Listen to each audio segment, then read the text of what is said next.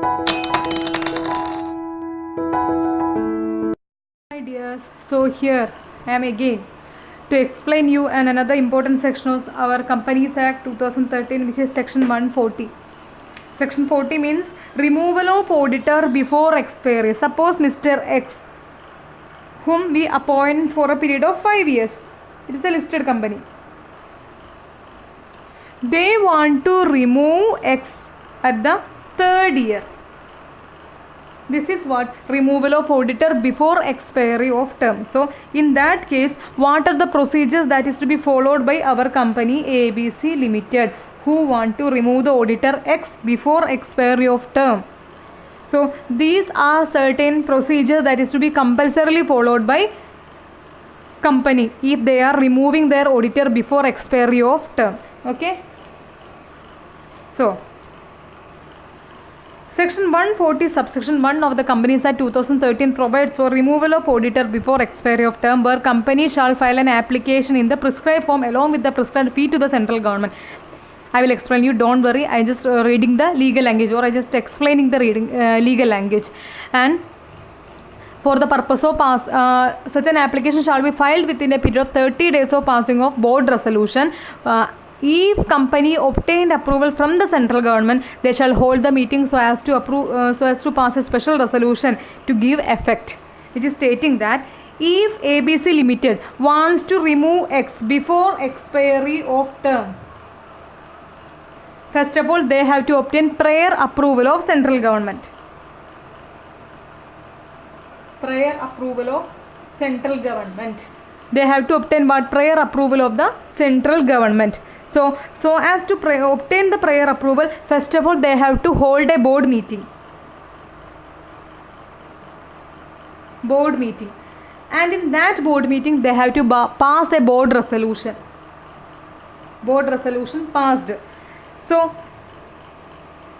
this is the date in which they have passed a board resolution. So from that date, within a period of 30 days, they have to file application with the central government to obtain the prior approval.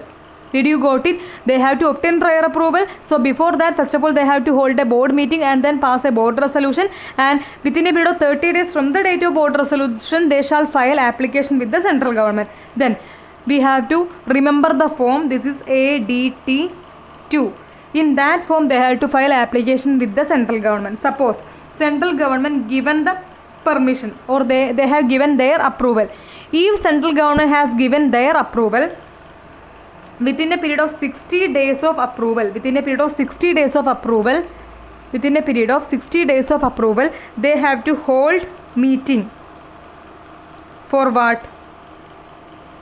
Special resolution, for passing a special resolution which is stating that, or to give effect of removal of auditor before expiry of term. I hope you understand with this.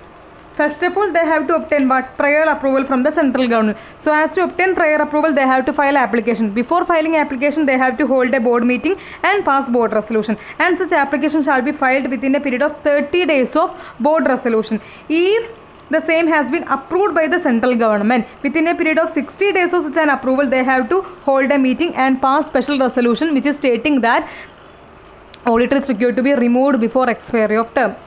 Did you get it? So removal of auditor before expiry of term. Section 140 subsection 1 provides for removal of auditor before expiry of term, where company have to file an application with the central government in the prescribed form, that is in ADT2, within a period of 30 days from the date of board resolution. If the same has been approved by the central government, they have to hold a meeting to pass a special resolution to remove the auditor before expiry of term. So this is what? Section 140 subsection 1.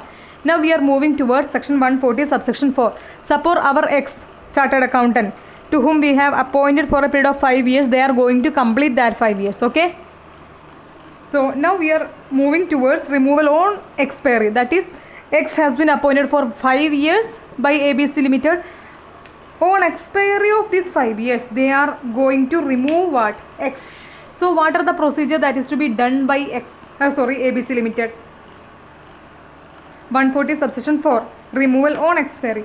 Section 140 subsection 4 of the Companies Act 2013 provides for removal of auditor on expiry where company is required to issue a special notice to pass its resolution to expressly stated that the retiring auditor shall not be reappointed and some other auditor shall be appointed. This is what section 140 subsection 4 is providing. So first of all, company have to issue a special notice. For what they are issuing special notice? To pass a resolution. For what they are passing resolution? To state that retiring auditor shall not be reappointed and some other auditor shall be appointed. That is, if X was holding the office of auditor, then they are not required or they are not wishing to continue X as their auditor, they want to appoint whom? Z. So this is what providing by ABC Limited by stating that Section 144 removal on expiry. First of all, they have to issue a special notice, then resolution that the retiring auditor shall not be reappointed and some other auditor shall be appointed. So as per section 140 subsection 1, we discussed about removal before expiry. 140 subsection 4 stating that removal on expiry. Without, irrespective whether they are removing on expiry or before expiry, they have to given what? Ponch.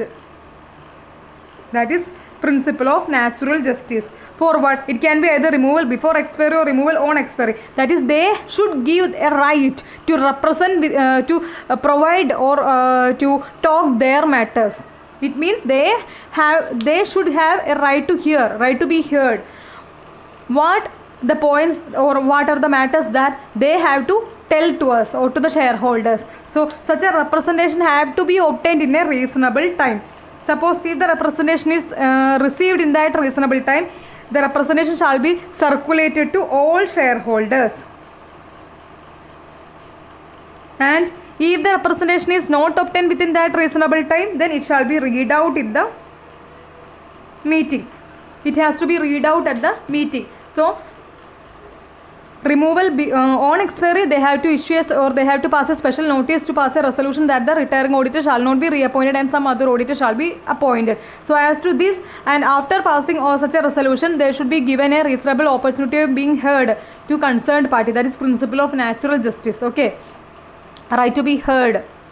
So if the representation has been obtained within the reasonable time, this has to be circulated to all shareholders. If it is not received in that reasonable time, it shall be read out at the meeting.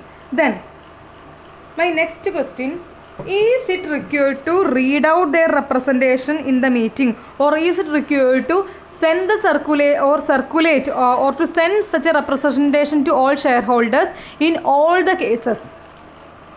They have one case. Section 140 subsection 4 or 140 subsection 1, they have given or they have conferred a right to the retiring auditor to provide representation. Suppose if they are misusing such a right by providing abusive comments or which is detrimental to the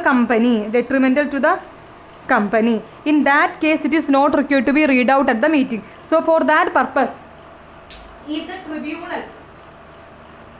tribunal satisfied that right conferred under section 140 subsection 4 are being abused by the auditor, then the copy of such a representation is not required to be sent to the shareholders and it is not required to be read out at the meeting. So to ensure that the concerned party or the company or aggrieved party shall file an application with the tribunal. If the tribunal satisfied that such a right has been misused or abused by the concerned auditor, it is not required to be read out at the meeting,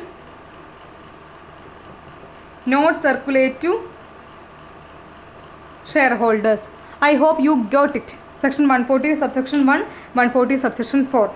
In both cases, they have a right to representation. Such a representation is not required to be read out at the meeting and not required to circulate to the shareholders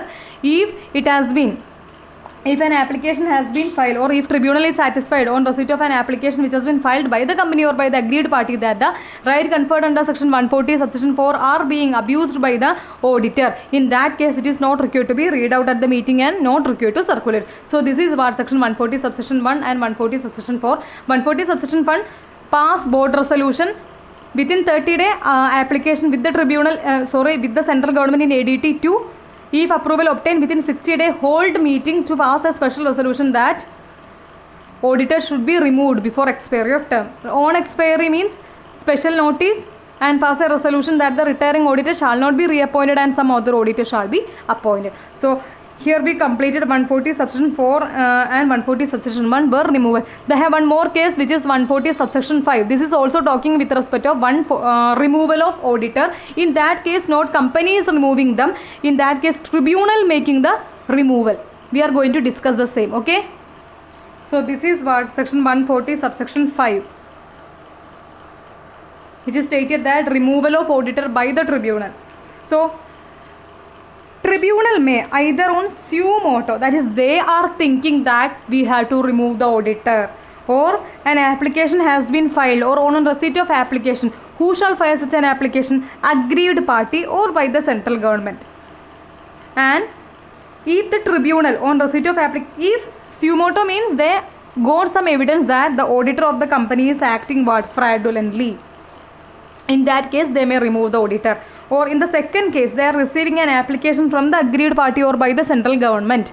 And on receipt of that application within a period of 15 days, that is within a period of 15 days from the date of application, they satisfied that, they means tribunal. Tribunal satisfied that the auditor is acting in fraudulently.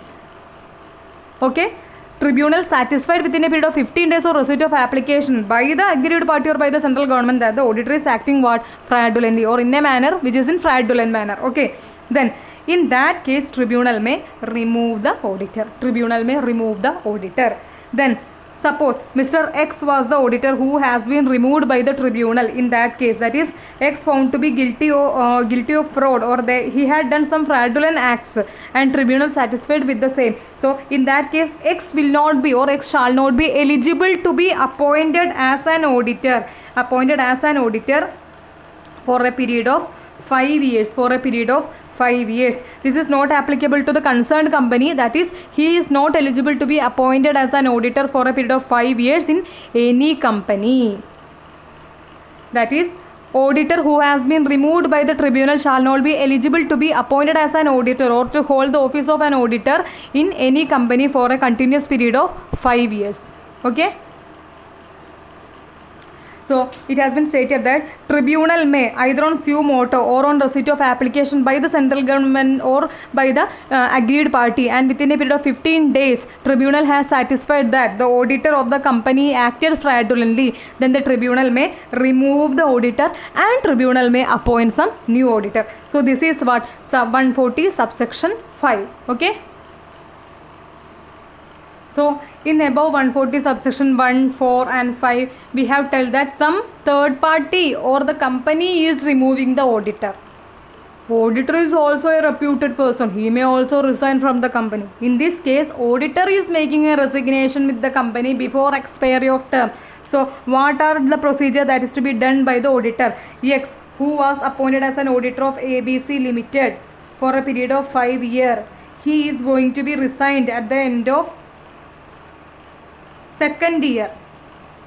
So what are the procedure that is to be done by Mr. X? First of all, he have to file ADT 3 with the registrar of company, with the company, and suppose if the company is a government company, with the C&AG, Comptroller and Auditor General, he has to file a statement in form ADT 3. What are the contents of that statement? Reasons for resignation and all other matters and facts as may be relevant to the resignation. So in what is the date or within which is the period, or whether there is have any restriction with respect to the time period in filing of form ADT 3? Yes. Suppose he has been resigned from the company as on 1st Jan 2019. Then he has to file this ADT 3 within a period of 30 days from the date of resignation. So section 140 subsection 2 and 3 provides for resignation of an auditor.